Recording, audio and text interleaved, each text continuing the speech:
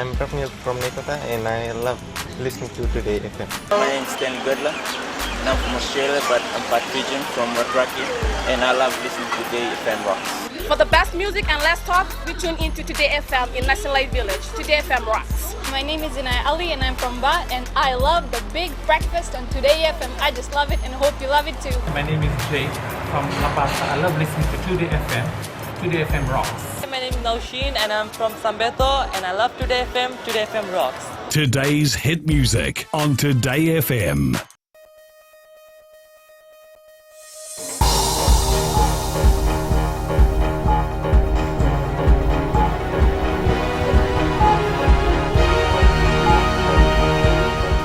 Good evening, I'm Jackie Spate and this is FBC News. Tonight, higher chances of tropical cyclone forming in the next 72 hours.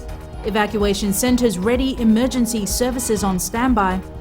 And heavy rains a real worry for settlement with huge drainage problems.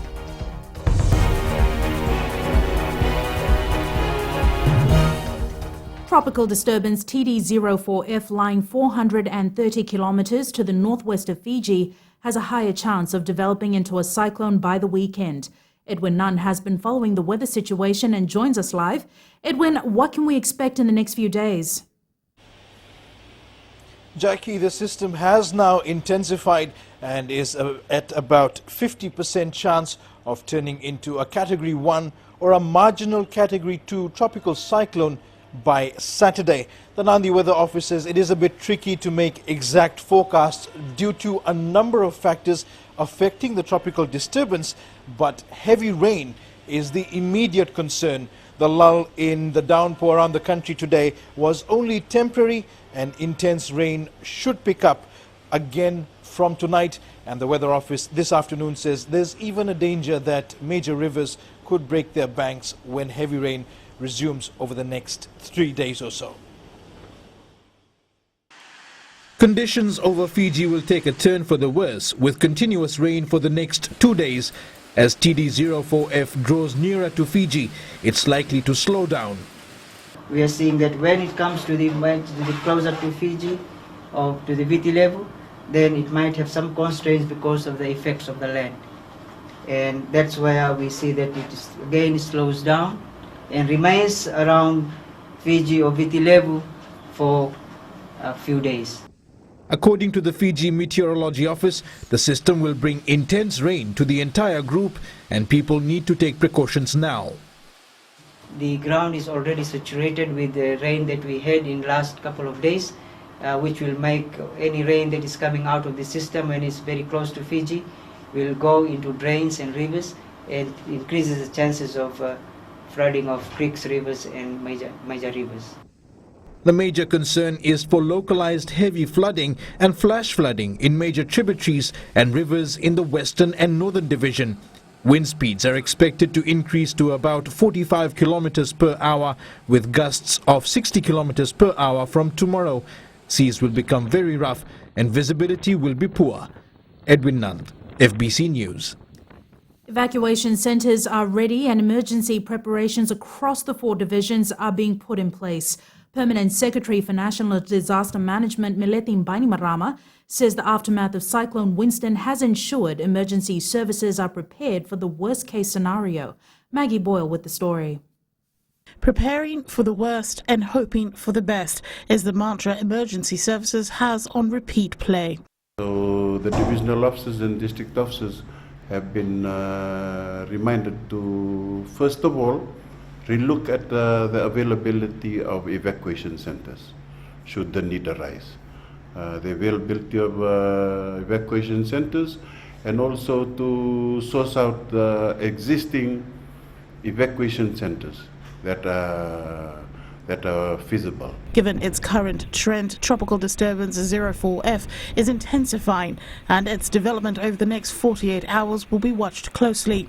Director for the Fiji Meteorological Service, Ravin Kumar, says the concern is the expectant continuous heavy rain. The heavy rain associated with the slow-moving systems, and it is going to dump quite a bit of volume of rain. And the concern is on the flooding of low-lying areas, and if the system remains slow-moving, which may extend through the weekend and which also gives the high likelihood of the major tributaries and rivers breaking their banks. Bainimarama says they're prepared for flooding. We're trying to send out a lot of cautionary advisories so that people are more resilient. People are already more prepared when they come through the cyclone. And with Christmas just around the corner, the PS is also advising those with social gatherings planned to reschedule. Be prepared. That's the strong messaging coming across from the authorities. Given the current tropical disturbance the country is facing, there's a strong wind warning in place along with a heavy rain alert. And there's every likelihood that this could develop into a cyclone over the next 72 hours. Maggie Boyle, FBC News. Fiji Link services to Rotuma were cancelled today due to adverse weather conditions associated with TD04F. A statement from the airline says affected customers will be booked on the next available service to Rotuma. This, however, is unlikely to happen this week, given the weather forecast for the Fiji group in the coming days. It says Fiji Airways and Fiji Link will continue to monitor the weather situation in the coming days, and customers are requested to check their travel alerts page on FijiAirways.com for up-to-date information regarding their flights. Concerns have quickly escalated to fear for residents of a Raisi settlement in Nandera, who are facing serious drainage problems. With a heavy rain warning in place for the next few days, people living in this settlement say they could lose all if no action is taken. Ali Kimbia reports. This is the current state of some of the houses at Raisi settlement in Nandera. The settlement is underdeveloped and people have been facing this problem for the past 7 months. We are afraid as the warning of heavy rain is coming and we can lose everything, and I also fear for my children's safety, and this is all due to the poor drainage.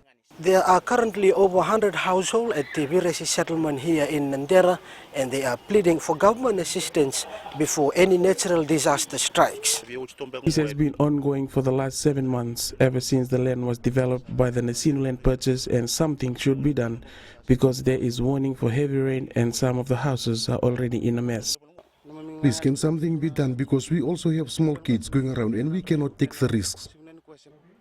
When approached, Nasino Land Purchase CEO Satya Narayan says it's the responsibility of the government and the Nasino Town Council. I would like to request to the local government if they can intervene and assist with Nasino Land Purchase to help them to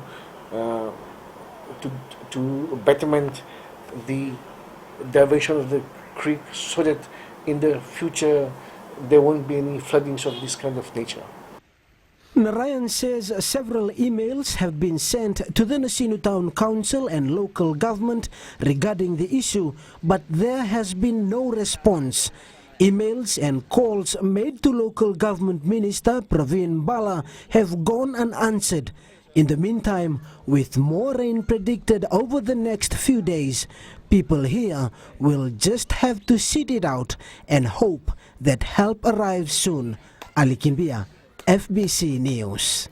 The Fiji Red Cross will continue its rehabilitation work for Cyclone Winston until April next year. Director General Felipe Nainova says volunteers from their 16 branches are still distributing supplies to those affected by the cyclone.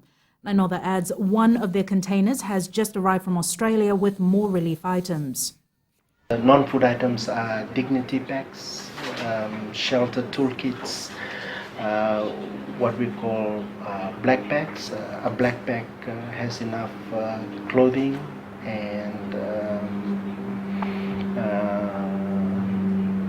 yes, basically clothing that will help a family of 4 so that they're able to, in the event of something happening, able to clothe themselves together with the basic necessities. Charges against Suva businesswoman Mere Samisoni and Semisi Lasike have been withdrawn by the Director of Public Prosecutions. Samisoni, Lasike, together with Apete Veretti, were charged with 1 count each of urging political violence. Shireen Shivan tells us more. The smile on their faces says it all. Mary Semisoni and Semesi Lasike are free after the Director of Public Prosecutions filed a nolle prosequi, stating they no longer wish to pursue the case. Oh, look, I'm just so pleased that justice is served in Fiji. Yeah. Very pleased. And I applaud the system. Hold me for 7 days, 7 years, sorry. And today is the end of it. We are coming to conclusion.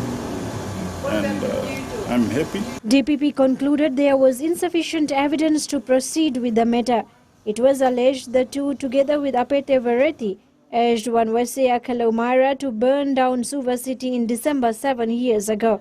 It was also alleged in 2011, between the months of September and December, the trio intentionally conspired to overthrow the government by force of violence. Vereti still faces one count of urging political violence. Bail has been extended for him and he will appear in court on the 31st of January 2017. Sharin Shivan, FBC News. Police will increase their visibility in rural areas this festive season following reports of an increase in drunk driving in these areas. Director Traffic SSP Mahesh Mishra says this is a new trend that they intend to put a stop to. Some of the drink and drive is taking place in the rural areas, like out of the city, out of the town. And we are also intending to do a traffic check and a breathalyzer test out of towns and cities in the rural roads. We have seen and we have witnessed some of the accidents occurring out of the town and cities where we can say that people are taking chance of drinking and driving in rural areas. Colombian national Aiden Alec Hurtado, whose acquittal for allegedly importing drugs was set aside last year, appeared at the Suva High Court this morning. Hurtado was found not guilty of importing 20.5 kg of cocaine into Fiji without lawful authority. However, the state had filed an appeal, which was granted and a retrial was reordered.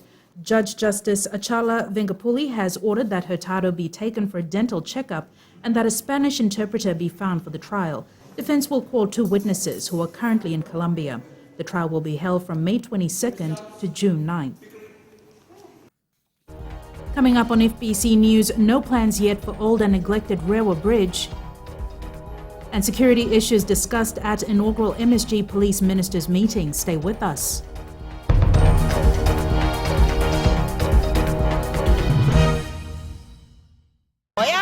Salabuki may nakaulebu na kiala lebu au saborong tunga en Radio Fiji 1 nando may biti na po ang ganbiyan yato. Ebi nakabayaw Radio Fiji 1 nando may biti na po ang ganbiyan na evangolite ay rakiraki.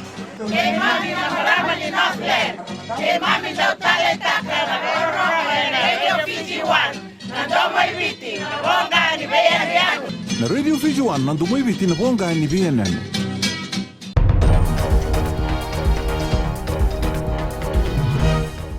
Welcome back. This is FBC News. The Land Transport Authority has expanded its operations to now include the Nandi area with the temporary positioning of 2 portable weighbridges. Acting CEO Mr. Vaurasi says the decision has been prompted by numerous developments in the Nandi area that will be using heavy equipment. Latest figures show that total fines from October through November are with 321 companies, as well as drivers booked for overloading. A $1,000 fine is levied for every ton over the legal limit. The portable weighbridges in the Nandi area have already resulted in 27 tins. Vaurasi says the operation is showing success, with compliance levels increasing from 80 to 90%. There doesn't seem to be any plans for the old Rewa Bridge that's been lying dormant since the opening of the new bridge 10 years ago. The Fiji Roads Authority says no discussions have been held regarding the old bridge, while questions sent to the Nausori Town Council remain unanswered. As Sainiani Boiler reports, there's also mixed reactions as to what should be done to the 79-year-old bridge. Call it old, call it abandoned, one thing's for sure. This bridge, now accessible only to pedestrians, could pass as a historic site. But 10 years since it was closed to traffic and its future remains unknown. Planes at this stage that I'm aware of to either demolish the old railway bridge or leave it in situ. The bridge turns 80 next year, and while it's not certain what the Nosori Town Council has planned on the streets, there's different opinions for its fate. I think to use this old bridge is more safe than using the new rail bridge. We should not demolish this bridge because it's helping all pedestrians and it makes it easier for us to go to the other side. This bridge is old. It can cause injuries, even death. It should be demolished just for the safety of the public. Clearly it's unsafe for vehicle traffic and the FRA has not undertaken any inspections of it recently. I'm not certain what the Nosori Town Council intends to do with it at this stage. This old railway bridge was officially opened in 1937. It was closed to traffic in 2006. Sainiani Mboila, FBC News. A new resident magistrate was sworn in at the State House this morning before senior members of the judiciary. Jeremiah Savo began his legal career as a legal officer at the Land Transport Authority after completing Bachelor of Laws at the University of the South Pacific. Savo joined the Legal Aid Commission in 2011 as Principal Legal Officer. Security, as well as a progress report on the Form Police Unit and progress on the Regional Police Academy, are some issues which will be discussed at the Melanesian Spearhead Group Police Ministers meeting this week. The inaugural MSG Police Ministers meeting kicked off in Nadi this morning.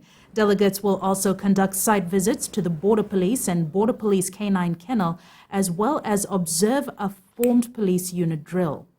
Police Ministers meeting will provide an avenue for discussing important security and police matters concerning the Melanesian Spearhead Group and provide appropriate recommendations to our leaders. The efforts of journalists, human rights defenders, students and artists to raise important issues using digital platforms and innovative storytelling has been applauded by the Minister for Women. Meriseni Vuniwanga highlighted the importance of the media to inform people and to hold leaders accountable. The project, undertaken by different stakeholders called Valuing Voices, is aimed at developing and consolidating democracy and the rule of law. Valuing Voices is designed so that community-based arts experts bring members of communities in Fiji together to solve problems, build relationships, and get involved in ways that build social capital and contribute to a fully self-expressed democracy. Now to the latest in sports, here's Jamie. Nagadaki, and good evening. Coming up in sports, more information regarding Fiji's 7 steam surfaces.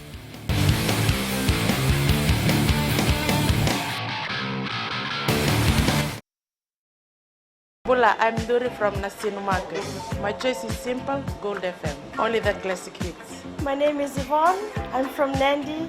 I love Gold FM, only the classic hits. Sayandra, my name is Sunny. Only the Gold FM at Golden Point Resort, Rakiraki. Hi, I'm Anna of Nasinu. When it comes to a radio, my choice is always Gold FM, only the classic hits. My name is Anna and I'm from Nandi. I love listening to Gold FM, only the classic hits. Gold FM, only the classic hits.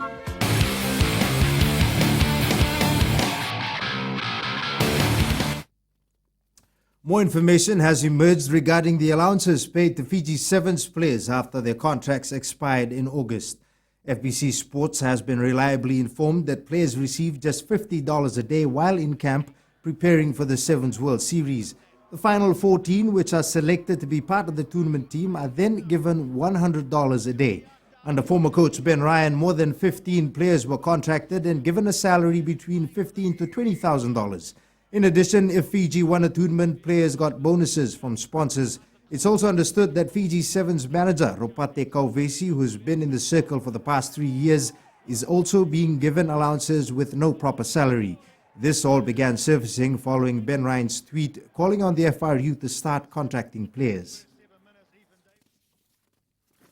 The Fiji Under-15s rugby team's dream of playing in the World Cup has been shattered after a 55-0 thumping at the hands of Japan last night in the Asia-Oceania Regional Qualification Tournament.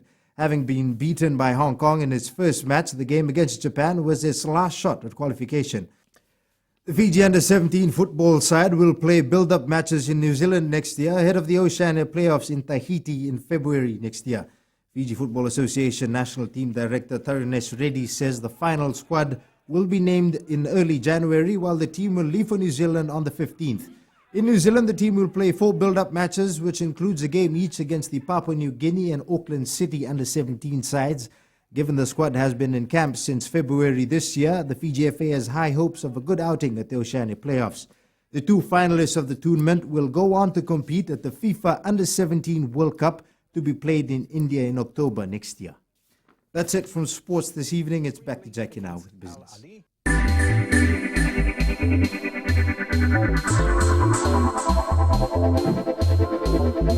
The public is being urged to make use of the Consumer Council's mobile services and other organised activities to receive up-to-date information on consumer issues. The council staff members in Lambasa will set up a mobile unit on 21st December at the Hotel Takia car park. The mobile unit is the council's effort to reach out to consumers in a bid to educate them on their rights and responsibilities. It is also an opportunity to create awareness on current issues concerning consumers living in the Northern Division.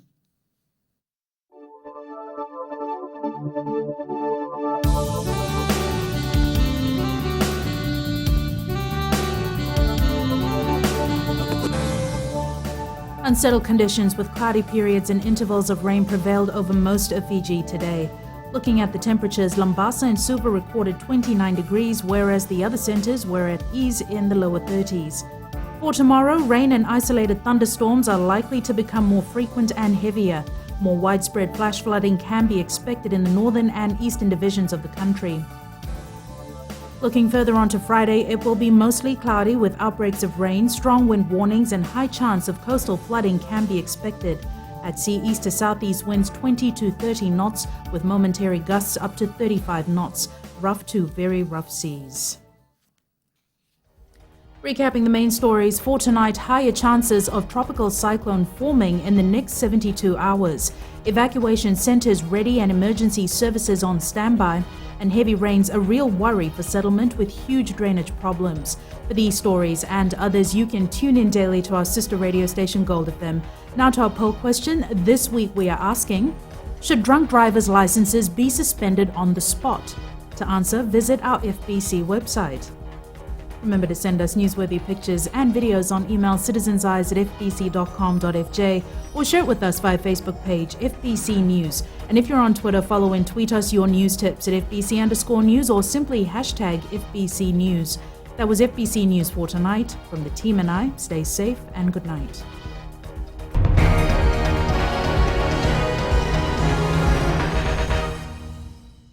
It's me, Simsta here, right from the Rakitiki town. और सुबह breakfast show में मैं सुनता हूँ जब breakfast show में रहता है अश्लील और संगीता के साथ किसी के साथ सुनते सुनते 11 से 2 भाभी जी का शो जितेन शामिल you know something Reki मिर्ची FM is hot. मैं हूँ श्वेता दुर्गुशा नर्सरी से लोग देखते हैं ईद का चांद लेकिन मेरा चांद तो मिर्ची FM है मिर्ची FM लॉक कर दिया जाए। हमारा नाम जाबिर है हम कोर्निविया नसोरी में रहता है मिर्ची एफएम हम सब टाइम सुनता है मिर्ची एफएम बहुत जुलूम है मिर्ची एफएम इज हॉट मिर्ची एफएम इट्स हॉट